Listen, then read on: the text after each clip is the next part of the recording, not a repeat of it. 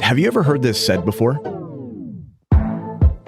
Real estate can be a very lonely business. It was definitely a lonelier time. It was very solitary. It was very lonely. Feeling a little bit alone. Anyone outside the industry looking in would think the notion of being lonely as a real estate professional is absurd.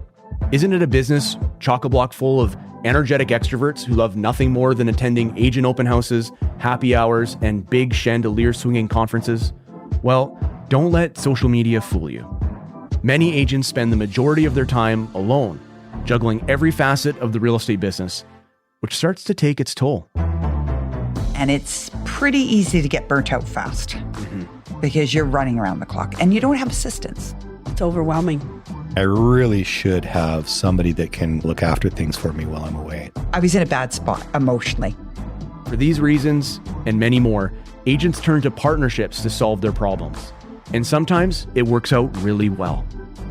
We always said that 1 + 1 felt like it equaled 3. We worked so well together. We worked together, we listed everything together, we sold everything together. But unfortunately, for the vast majority of partnerships, they fail. And when they do, they often fail epically. I've also seen a lot of teams fail, and I suspect it's for that reason. If you're not all in, then there's going to be some challenges. Yeah. I believe both of those would fail too. The breakdown of a relationship will often start with feeling that they're not being seen, feeling that they're disrespected, feelings of being unheard, not validated, feelings of injustice.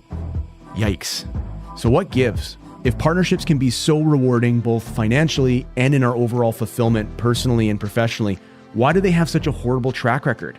That is exactly what we plan to get to the bottom of this season of Reflections, the power and peril of real estate partnerships.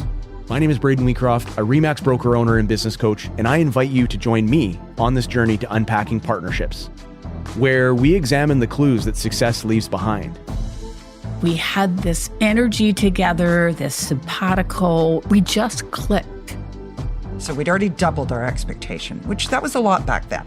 When we started in the industry, which was 5 years prior to that, we never could have imagined we were as busy as we currently are. We're killing it. Let's take over this town. We just got a buyer agent. We got an assistant. I'm looking at the data. I'm like, oh, this is sweet. We need to bring on more agents. We dig deep into why good things so often go bad. Ugh. God, I'm going to blindside them. I just felt guilty, and plus the market was turning. It was hard. One of the advice that I like, but I don't think it's super constructive, was just to straight up don't do it.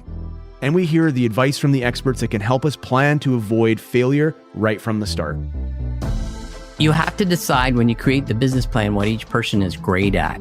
The purpose of that agreement is to govern the two parties' working relationship and business relationship from start to finish. If you want a successful business partnership that is going to last for a decade or longer, your desire to communicate effectively, to have your self-awareness, to know your goals and values has to be very high, an 8 or higher, or you shouldn't go into partnership. It's like deciding to get married. Subscribe to Reflections wherever you listen to your podcasts to listen to our 3-part series, The Power and Peril of Real Estate Partnerships, as well as our bonus content from this season and future seasons where we tackle topics that hit close to home for real estate professionals.